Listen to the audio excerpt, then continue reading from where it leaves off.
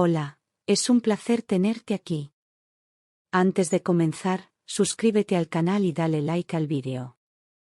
Me llamo Clara Jiménez y hace 42 años nací bajo el cielo cambiante de Alcalá de Henares, un lugar que parece quieto por fuera, pero donde las emociones humanas laten con la fuerza de una tormenta. Doy clases de literatura en un instituto secundario y cada día intento que mis alumnos descubran el poder de las palabras, aunque a veces siento que son mis propios silencios los que más hablan. Vivo en una casa modesta a unos 20 minutos del centro, rodeada de vecinos que sonríen sin saber lo que escondo detrás de los ojos. No tengo hijos, pero siempre pensé que algún día los tendría. A veces aún imagino sus risas en habitaciones que nunca existieron. Mi vida podría parecer tranquila, incluso aburrida, pero he aprendido que la calma muchas veces solo disfraza el caos. Porque detrás de mi nombre y de esta ciudad, hay una historia que nadie conoce, y que está a punto de estallar. Estoy casada con Javier desde hace 15 años, un ingeniero civil meticuloso, de mirada tranquila y manos firmes, que siempre supo cómo calmar mis tormentas. Durante mucho tiempo pensé que éramos un equipo invencible, de esos que envejecen juntos sin hacerse preguntas dolorosas. Compartíamos cenas silenciosas, viajes breves y rutinas que daban una falsa sensación de seguridad. Nunca tuvimos hijos, y aunque al principio lo intentamos, después dejamos de hablar del tema. Aún así, creía que nuestro amor bastaba, hasta que dejó de ser suficiente. La casa en Guadalajara fue un sueño compartido, una escapada para los fines de semana donde imaginábamos plantar lavanda, leer en la terraza y envejecer entre árboles. Estaba cerca de un río ancho, de corriente fuerte, que parecía arrastrar con él los pensamientos más profundos. Al principio me ilusionaba cada viaje, decorábamos juntos, pintábamos paredes, hacíamos planes. Yo veía ese lugar como nuestro refugio, el rincón donde la vida adquiría otro ritmo. Pero con el tiempo, algo allí dejó de sentirse mío. Fue de forma sutil al principio, un sábado que él dijo necesitar estar solo, un domingo que prefería no venir conmigo porque tenía que pensar. Decía que el trabajo lo tenía al límite y que estar en el campo lo ayudaba a desconectar, a recargar energías. No lo cuestioné, porque siempre fue un hombre reservado y pensé que respetar su espacio era una forma de amarle. Pero cada vez sus escapadas se volvieron más frecuentes y más largas. Y yo, sin saberlo, comencé a quedarme sola también por dentro. Al principio no sospeché nada, me convencía de que todos necesitamos respirar lejos de los demás de vez en cuando. Pero algo en su mirada cambió, ya no me sostenía los ojos al hablar, y cuando sonaba su móvil, salía de la habitación para contestar. Empezó a llevarse una maleta cada vez que se iba, y la dejaba en el maletero aunque solo fuera por una noche. Su ropa olía a perfumes distintos al regresar, fragancias que no eran ni suyas ni mías. Y entonces, la inquietud dejó de ser un susurro para convertirse en una alarma constante. Decía que iba por reformas en la casa, aunque no había obreros ni facturas que lo demostraran. Hablaba de reuniones de trabajo en Guadalajara, aunque su empresa estaba en Madrid. Un fin de semana me dijo que necesitaba dormir lejos del ruido para poder descansar bien, como si nuestro hogar fuera una estación de tren. Cada excusa venía con una sonrisa ensayada y unos besos que ya no tocaban mi piel. Y cada mentira me dejaba una herida más difícil de ignorar. Una noche me sorprendí buscando su nombre en internet, como si pudiera encontrar allí la verdad que me negaba en persona. Empecé a revisar sus redes sociales, sus recibos, incluso sus mensajes cuando dejaba el móvil sin bloquear. Nada era concluyente, pero todo era sospechoso, llamadas sin registrar, pagos en restaurantes donde nunca habíamos estado juntos, silencios que antes no existían. Me sentía paranoica, pero también cada vez más segura de que algo oscuro se escondía entre nosotros. Y esa semilla envenenada ya no podía arrancarse. No podía vivir más en esa incertidumbre, así que un día, cuando él anunció que iba solo a la casa de campo, supe que era el momento de actuar. Le sonreí, le deseé un buen viaje y lo abracé con ternura, como si no estuviera a punto de traicionarle. Pero en realidad, ya lo había decidido, lo seguiría en secreto, necesitaba ver con mis propios ojos lo que él me ocultaba. La duda me había estado devorando durante meses, y ya no podía seguir siendo espectadora de mi propia vida.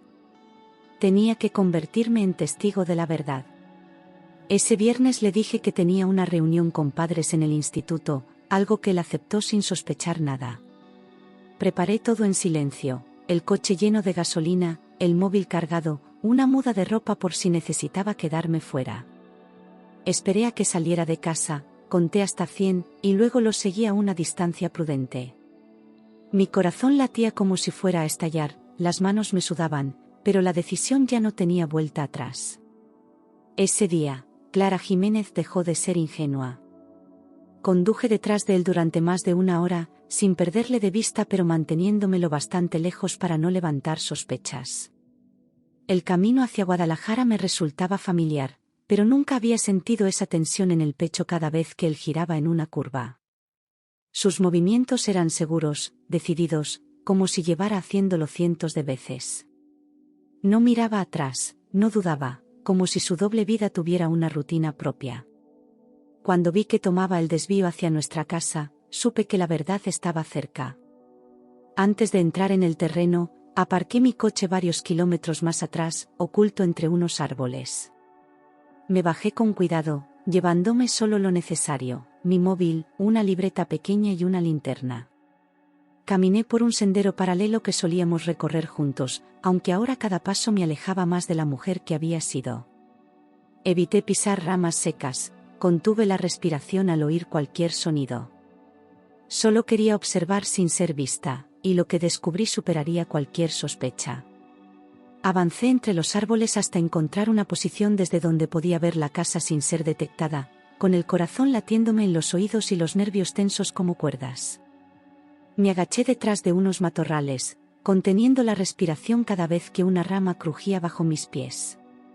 La casa parecía vacía, silenciosa, como si el tiempo se hubiera detenido alrededor de ella. Esperé largos minutos hasta que vi la puerta abrirse y a Javier salir, ajeno a mi presencia. Sus pasos eran firmes, como si supiera exactamente qué debía hacer.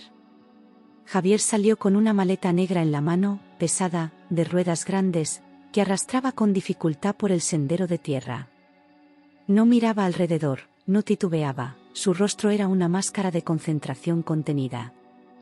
Yo sabía perfectamente que esa maleta no estaba en casa esa mañana, que algo había llevado allí para deshacerse de ello. Sentí una punzada de miedo atravesarme el pecho, como si mi cuerpo ya supiera que lo que iba a descubrir no era soportable. Y aún así, no me moví. Lo seguí a distancia, sin hacer ruido, mientras él caminaba en línea recta hacia el río, el mismo donde solíamos mojarnos los pies los veranos de hace años.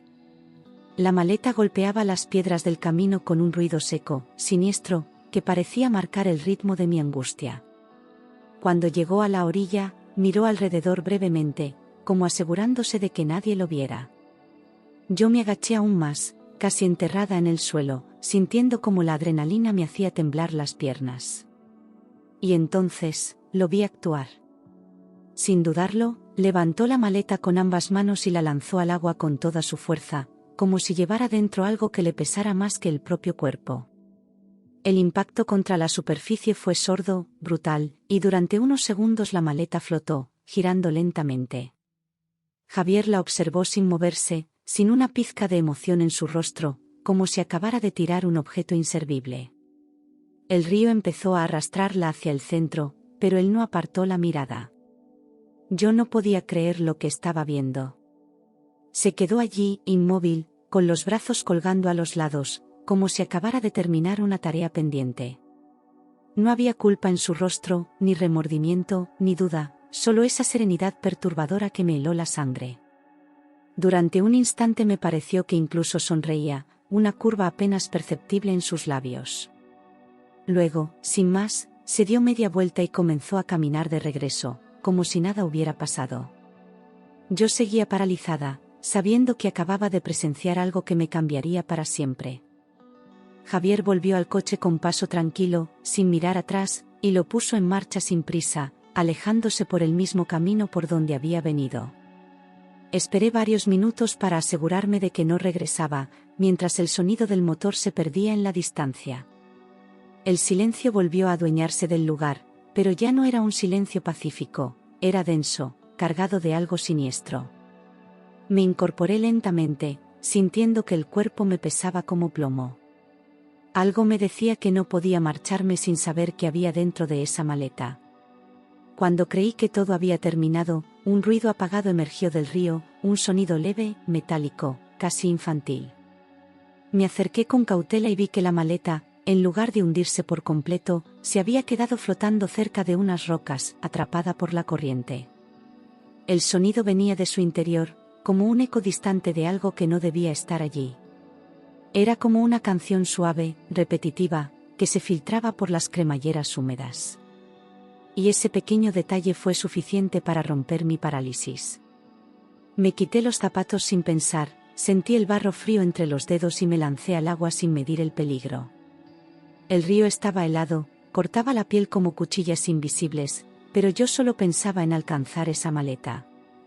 Cada brazada me costaba más, el peso de la ropa mojada me arrastraba hacia abajo, pero la determinación era más fuerte.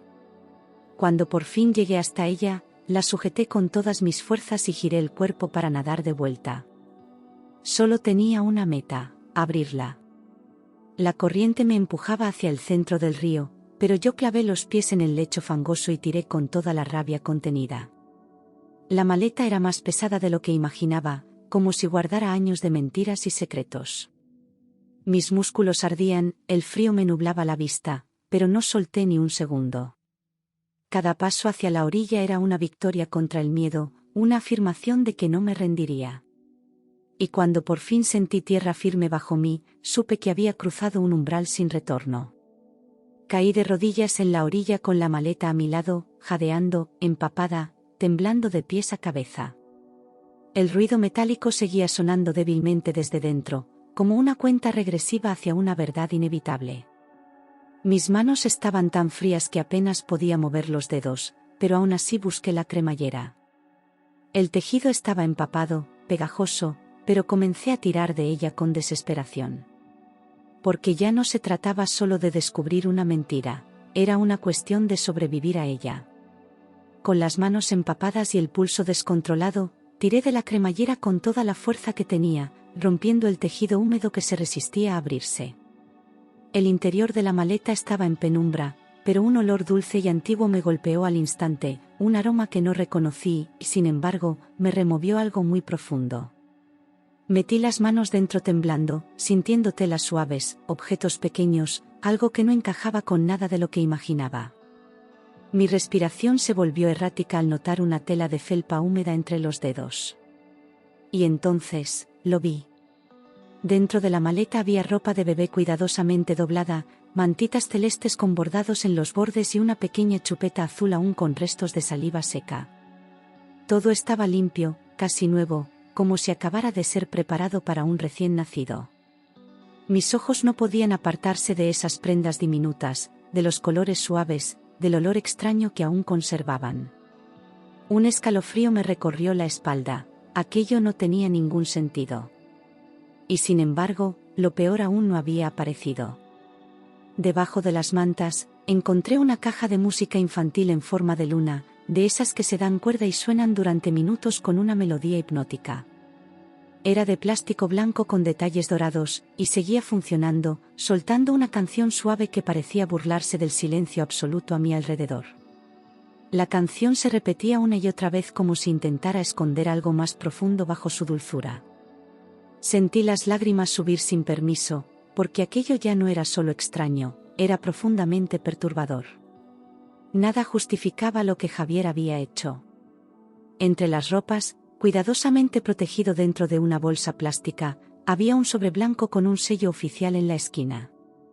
Lo abrí con dedos torpes y saqué un documento doblado. Al desplegarlo, leí de inmediato las palabras «Certificado de nacimiento» en letras grandes. En el centro, subrayado con tinta negra, estaba el nombre del padre, Javier Alonso Vega, mi marido. Mi vista se nubló, y por un segundo sentí que el suelo bajo mis pies volvía a convertirse en agua. No era solo una traición, era una vida que él había querido enterrar. Volví a leer el documento 1, 2, 3 veces, como si con cada lectura la verdad pudiera cambiar, como si en algún punto se revelara que todo era un error. Pero no, el nombre estaba ahí, claro, innegable, y también el de la madre, Laura Gálvez Morales, de 31 años. La fecha de nacimiento del niño era reciente, apenas unos meses atrás. Mi mundo se quebró en silencio mientras sostenía esa hoja como si fuera un arma. El Javier que yo conocía había muerto en ese instante.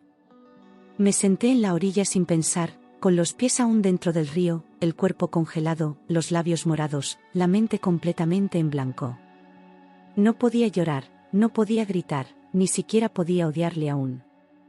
Solo estaba vacía, como si cada pensamiento hubiera sido arrancado de golpe, dejándome solo con el eco de esa melodía infantil resonando en la cabeza. Miré las ropas del bebé, la chupeta, el documento, y no sentí nada. Solo un frío que ya no venía del agua. Minutos después, los pensamientos empezaron a golpearme como olas furiosas. ¿Quién era esa mujer? ¿Desde cuándo lo sabía? ¿Dónde estaba ese niño ahora? ¿Por qué había querido deshacerse de todo?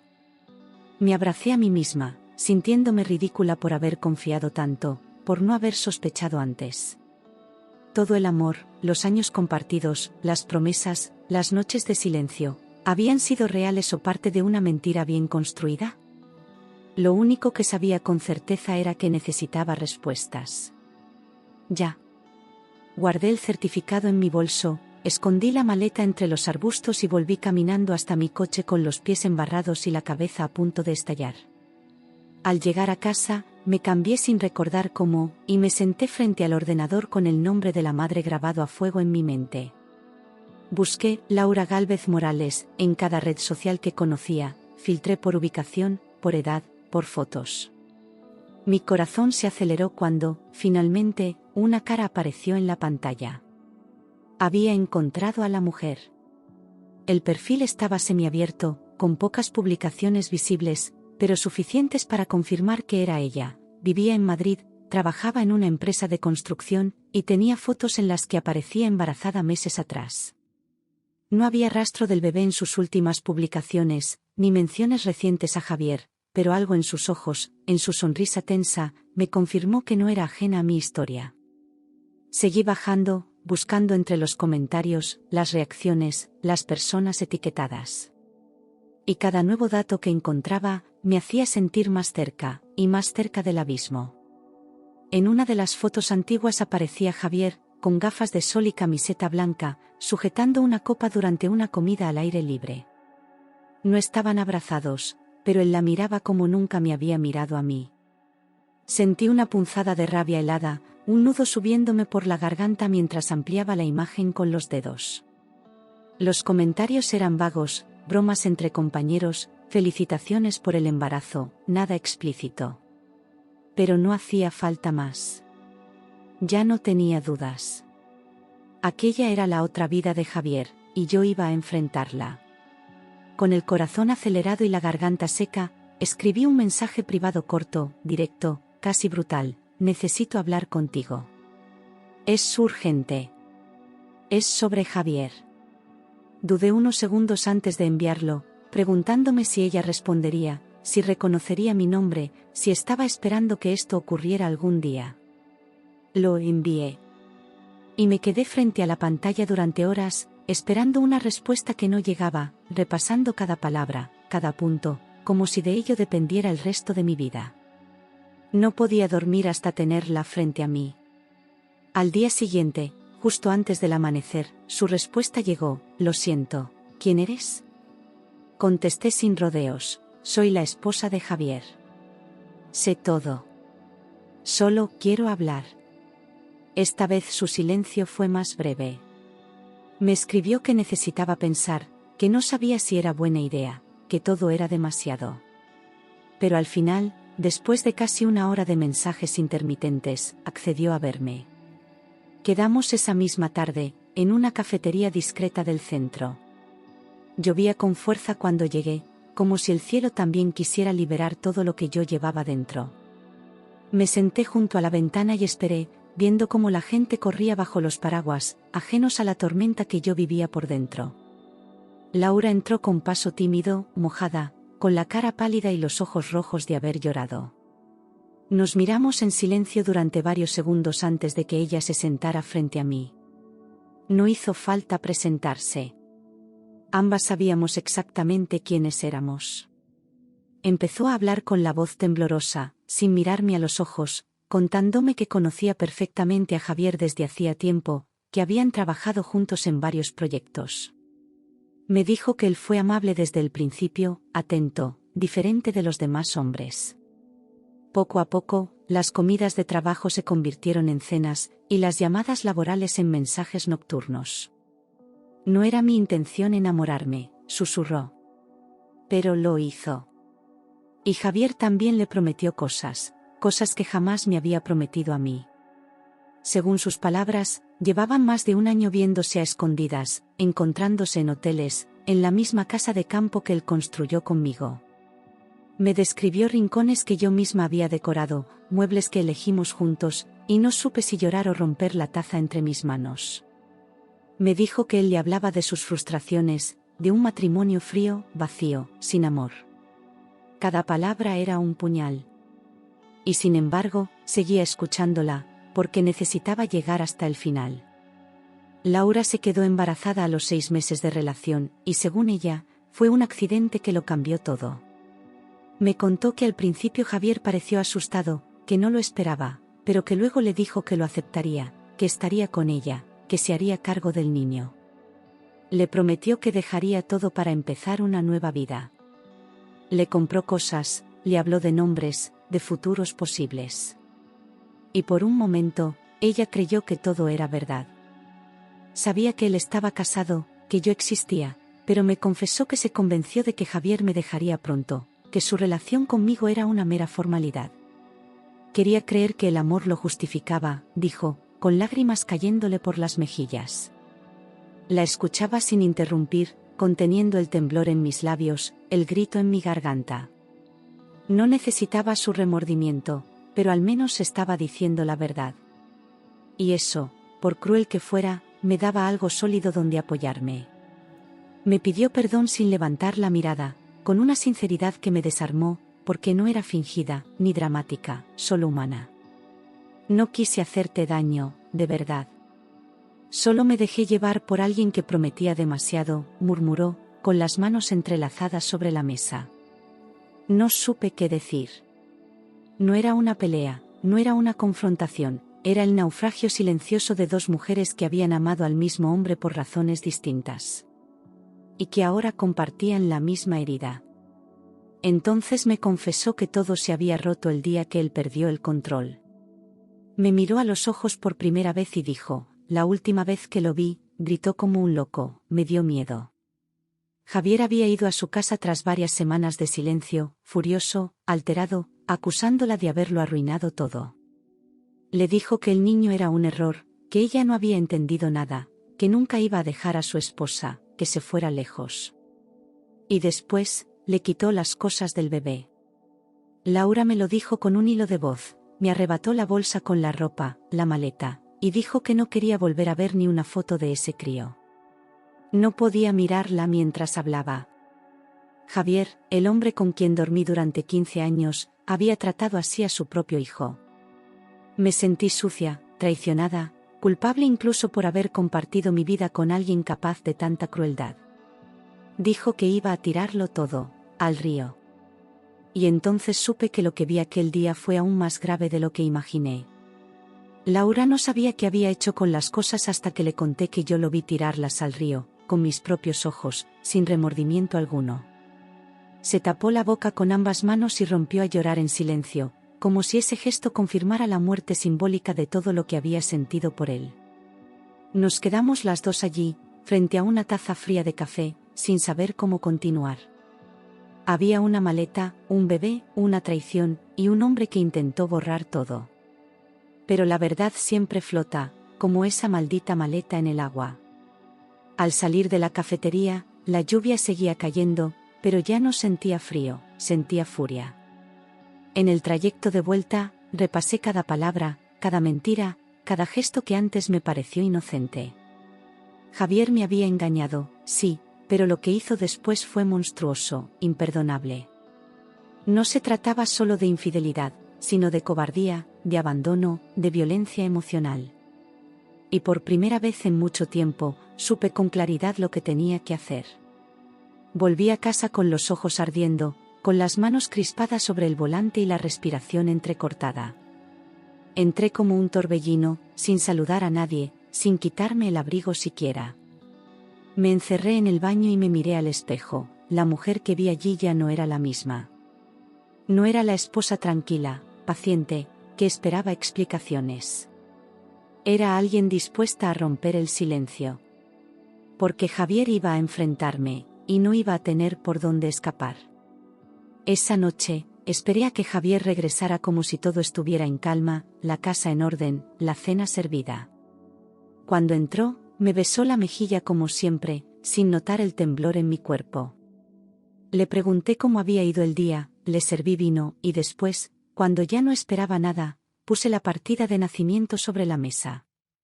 ¿Quieres explicarme esto?, dije con voz firme. Su cara cambió en un segundo, palideció como si acabara de ver un cadáver. No sé de qué estás hablando, balbuceó, tomando el papel con dedos torpes, fingiendo sorpresa, como si leer su propio nombre en un documento oficial fuera algo nuevo. Me soltó frases vagas, intentó reír, incluso insinuó que debía ser una equivocación o una broma de mal gusto. Pero sus ojos temblaban. Y cada palabra que decía lo hundía más en su propia mentira. Ya no estaba actuando ante una esposa ingenua. Estaba frente a una mujer despierta. Le mostré entonces las fotos, los mensajes que Laura me había reenviado, las capturas de pantalla con sus palabras, las fechas, los lugares.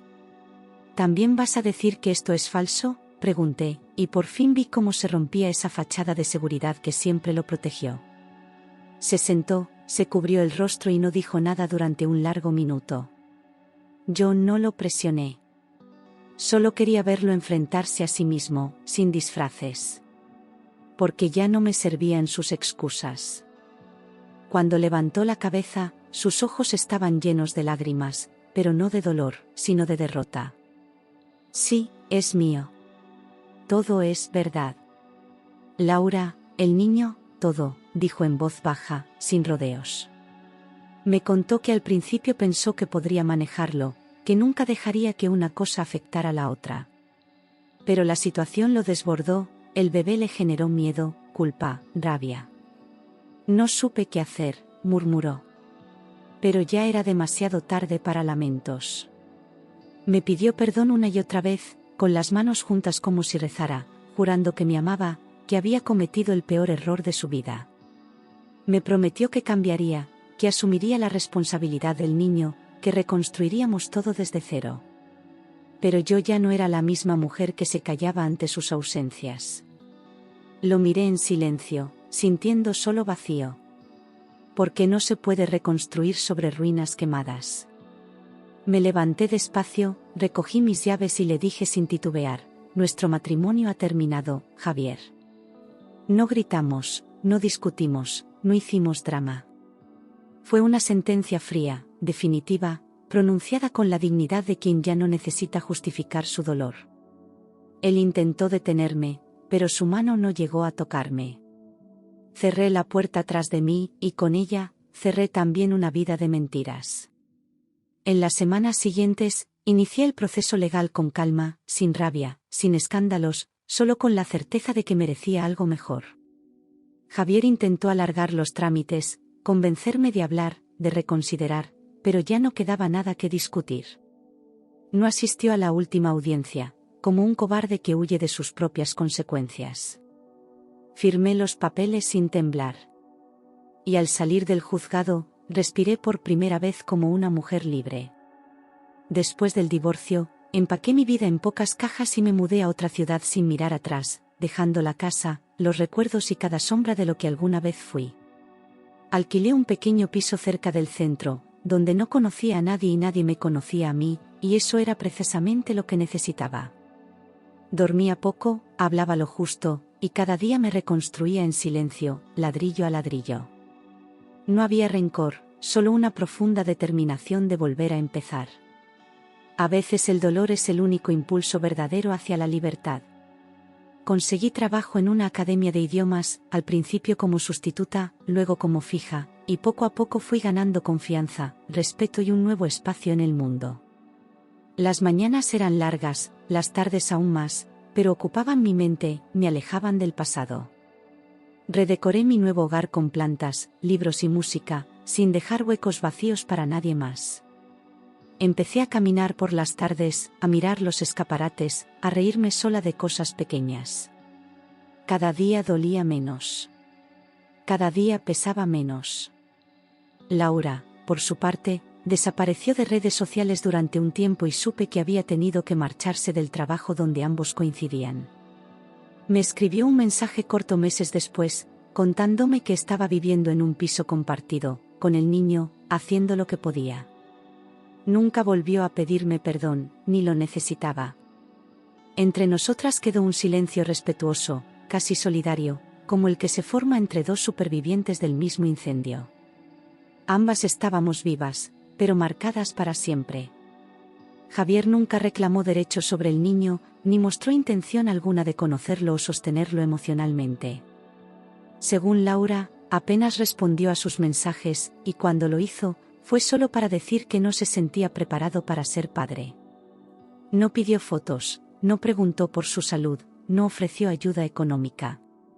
Se borró por completo, como si el bebé fuera un error que podía eliminar con la distancia. Y eso, más que su traición hacia mí, fue lo que confirmó su verdadera esencia. Laura tuvo que aceptar un trabajo con la mitad del sueldo, en una tienda de barrio, haciendo turnos interminables para poder pagar la guardería. Me la crucé una vez por casualidad, meses después, empujando un cochecito con ojeras profundas y una mirada cansada, pero serena.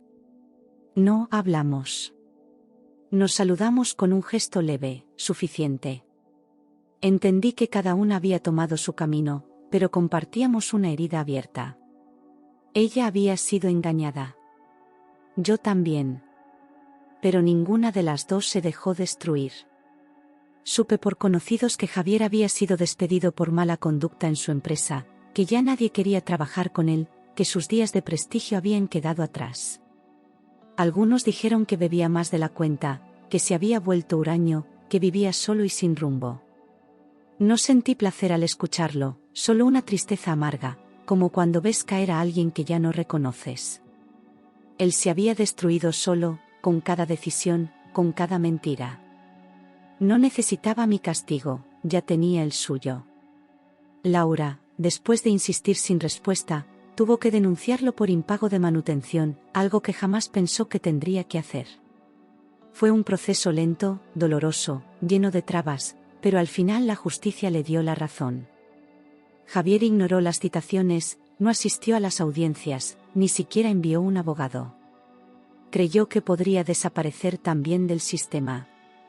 Pero la verdad, como siempre, terminó por alcanzarle. Meses después, alguien me envió una noticia breve. Javier había sido detenido por impago reiterado de pensión alimenticia. Lo arrestaron una mañana, en su piso, sin resistencia, sin espectáculo. La imagen de su rostro esposado me sorprendió menos de lo que imaginaba. No sentí venganza, ni alivio, ni victoria. Solo confirmé lo que ya sabía. El hombre que amé se había perdido hace mucho. Con el tiempo, dejé de pensar en Javier como alguien que fue parte de mi historia y empecé a verlo como un capítulo que terminó. No lo mencionaba, no lo recordaba, no soñaba con él. Estaba lejos, emocionalmente muerto para mí, enterrado en un pasado del que solo aprendí a protegerme. Aprendí a elegir mejor, a leer las señales, a escuchar mis propias sospechas. Y sobre todo, aprendí a no dudar de mi intuición nunca más. Pasaron 10 años desde aquella noche en la que todo estalló, 10 años en los que elegí la soledad antes que otra mentira disfrazada de amor. Hubo hombres, sí, pero ninguno cruzó más allá de la superficie, porque yo no lo permití. Me volví más fuerte, más reservada, más mía. No necesitaba que nadie completara mi vida, yo la había reconstruido con mis propias manos. Y en ese silencio elegido, aprendí a respirar sin miedo. Una mañana cualquiera, en una librería de segunda mano, tropecé, literalmente, con un hombre que buscaba el mismo libro que yo. Su nombre era Alejandro, viudo desde hacía años, con una voz serena y unos ojos que no necesitaban adornos para transmitir calma. Nos reímos del accidente, hablamos de literatura, y al despedirnos, me sentí liviana por primera vez en mucho tiempo. No era una chispa ni una promesa, era paz. Y en ese momento, supe que algo había cambiado en mí. Con el tiempo, Alejandro se volvió una presencia constante, respetuosa, alguien que no invadía pero tampoco huía. No preguntaba por mi pasado, pero me escuchaba cuando decidía contarlo. Nunca me hizo sentir menos por haber amado mal antes. Me mostró que el amor no debía doler, ni desgastar, ni exigir máscaras. Y yo, que juré no abrir más mi corazón, terminé encontrando en él un refugio inesperado. Nos casamos en una ceremonia íntima, sin alardes, rodeados solo de quienes de verdad habían estado en nuestras vidas en los momentos oscuros. Vivíamos con sencillez, sin promesas eternas, pero con una presencia diaria que valía más que cualquier juramento. No había fantasmas en nuestra cama, ni secretos en los cajones. Solo dos personas maduras que se elegían cada día. Y por fin, sentí que la vida me sonreía con justicia. Hoy, cuando miro atrás, no siento odio por Javier ni tristeza por el tiempo perdido. Siento gratitud por haber sobrevivido, por no haberme convertido en lo que él fue, por haber encontrado fuerza en mi propio dolor. Todo lo que me rompió también me enseñó a reconstruirme. Y aunque la herida dejó cicatriz, ya no duele. Porque he aprendido que el verdadero final feliz no es olvidar, es sanar.